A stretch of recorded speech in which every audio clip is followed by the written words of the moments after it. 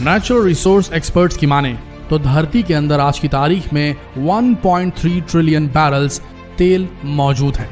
अगर हम बात करें दुनिया के बड़े तेल के कुओं की तो, और जिस गति से हम कंज्यूम कर रहे हैं तेल, जिस गति से हम इस्तेमाल कर रहे हैं, आज की जो करंट दर है, अगर इस गति से हम इस्तेमाल करते रहे तो आने वाले 40 साल के अंदर ये सारे के सारे तेल रिजर्व्स डिप्लीट हो जाएंगे, खत्म हो जाएंगे।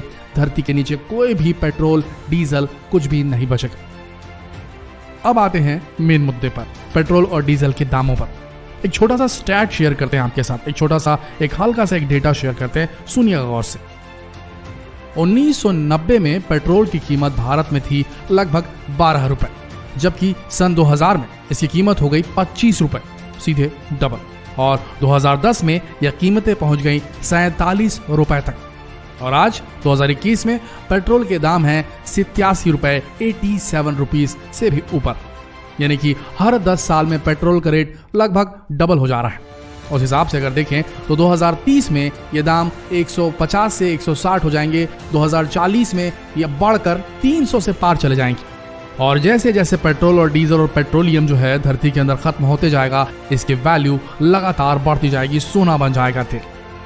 देखिए, हमारी दुनिया पेट्रोल और डीजल पर ही निर्भर है, कम से कम आज की तारीख में।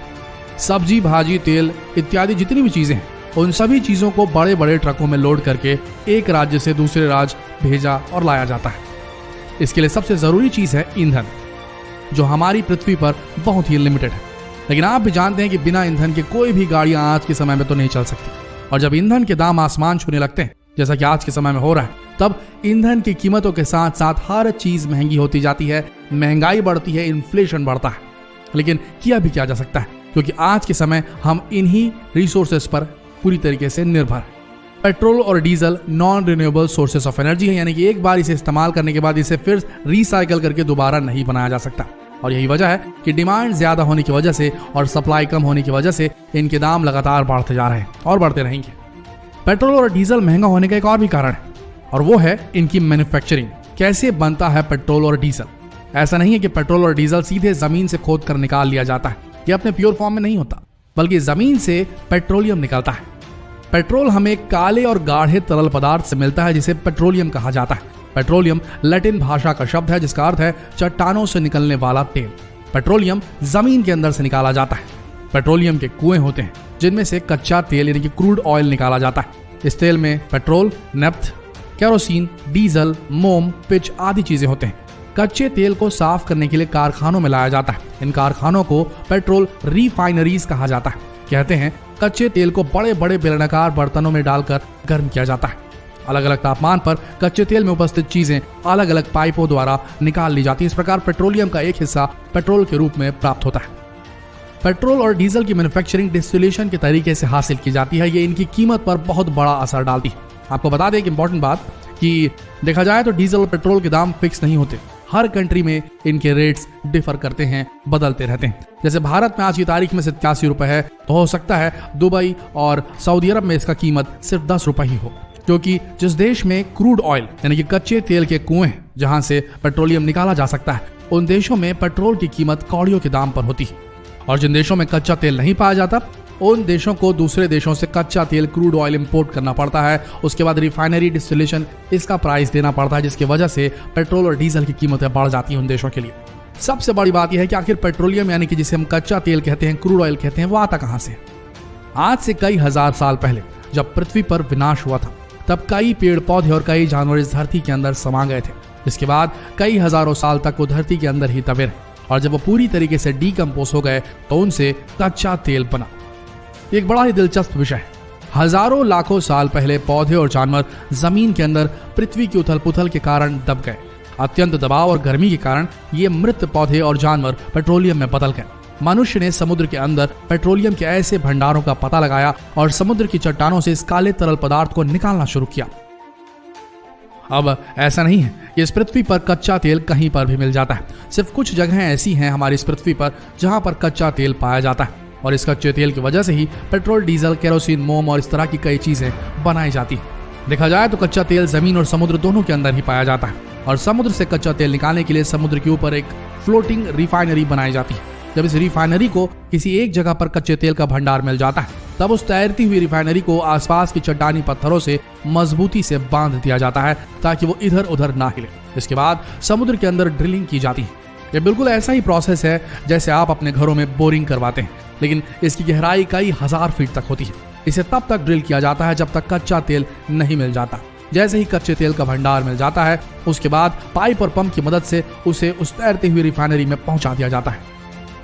वैसे आपको बता दें, समुद्र में सिर्फ कुछ ही ऐसी जगह हैं जहां पर तैरती हुई रिफाइनरीज मौजूद हैं। इसके अलावा आप जो समुद्र में तैरते हुए बड़े बड़े प्लांट देखते हैं, इनमें से ज्यादातर प्लांट सिर्फ कच्चा तेल निकालने का काम करते हैं। समुद्र के अलावा इस दुनिया में ऐसी कई जगहें हैं जहां पर कच्चे तेल के भंडार मौजूद हैं और यहाँ पर भी ड्रिलिंग करके कच्चे तेल को निकाला जाता है। जब कच्चा तेल पूरी तरीके से निकल जाता है, इसके बाद इसे बड़ी बड़ी रिफाइनरीज में भेजा जाता है, जहां पर कच्चे तेल का डिस्टिलेशन प्रोसेस शुरू होता है और इसी डिस्टिलेशन प्रोसेस की मदद से पेट्रोल, डीजल, केरोसिन, मोम इस तरह की चीजें बाहर निकल कर आती। देखा जाए तो हर तरल पदार्थ का एक बॉइलिंग पॉइंट होता है। जैसे कि पानी का बॉइलिंग पॉइंट 100 डिग्री सेल्सियस है, ठीक इसी तरह कच्चे तेल का भी एक बॉइलिंग पॉइंट निर्धारित है, लेकिन कच्चे तेल को अलग अलग तापमान में उबाला जाता है। जैसे जैसे कच्चा तेल उबलता है वो वेपराइज होने लगता है और इसके बाद अलग अलग तापमान में अलग अलग चीजें हासिल होने लगती। अब कच्चे तेल को 260 डिग्री सेल्सियस में उबाला जाता है तो उससे डीजल मिलता है। 180 डिग्री सेल्सियस में हमें मिट्टी का तेल यानी कि केरोसिन प्राप्त होता है। 110 डिग्री सेल्सियस में हमें पेट्रोल मिलता है, जो आज के समय हमारे लिए बहुत ज्यादा जरूरी है। ठीक इसी तरह कच्चे तेल के डिस्टिलेशन प्रोसेस से और भी कई तरह की चीजें हासिल होती हैं, जैसे कि मोम, पैराफिन वैक्स, ग्लिसरीन, डामर और भी इस तरह की कई चीजें हमें सिर्फ कच्चे तेल से ही मिलती हैं। तो दोस्तों, आज आप समझ ही गए होंगे कि पेट्रोल किस तरीके से बनता है। डिस्टिलेशन प्रोसेस से जब पेट्रोल को निकाला जाता है, उसके बाद बारी आती है इसे ट्रांसपोर्ट करने की। इसकी बाकायदा लैब टेस्टिंग की जाती है कि कितने ऑक्टेन का पेट्रोल है। उसके बाद इसे अलग अलग पेट्रोल पंप्स में भेज दिया जाता है। जितने ज्यादा ऑक्टेन का पेट्रोल होता है, उतनी ज्यादा एनर्जी और इफिशियंसी उस पेट्रोल से मिलती है। पेट्रोल और डीजल की कीमतों में दुनिया भर के देश की सरकारें अलग अलग टैक्स स्ट्रक्चर पर काम करती हैं, जिसकी वजह से इनके दाम कई गुना बढ़ जाते हैं। जितना टैक्स एक सरकार लगाती है, उतना ज्यादा टैक्स अधिभार के रूप में बढ़ जाता है उन देशों के पेट्रोल और डीजल की कीमतों पर। तो दोस्तों, आप समझ गए होंगे कि हमें पेट्रोल डीजल किस तरीके से प्राप्त होता है, लेकिन आप भी जानते हैं कि पेट्रोल डीजल एक बार इस्तेमाल होने वाली चीज है, इसे दोबारा रिसाइकल नहीं किया जा सकता। और आने वाले समय में जैसे जैसे इसकी सप्लाई कम होती जाएगी, पेट्रोल डीजल के दाम लगातार बढ़ते जाएंगे।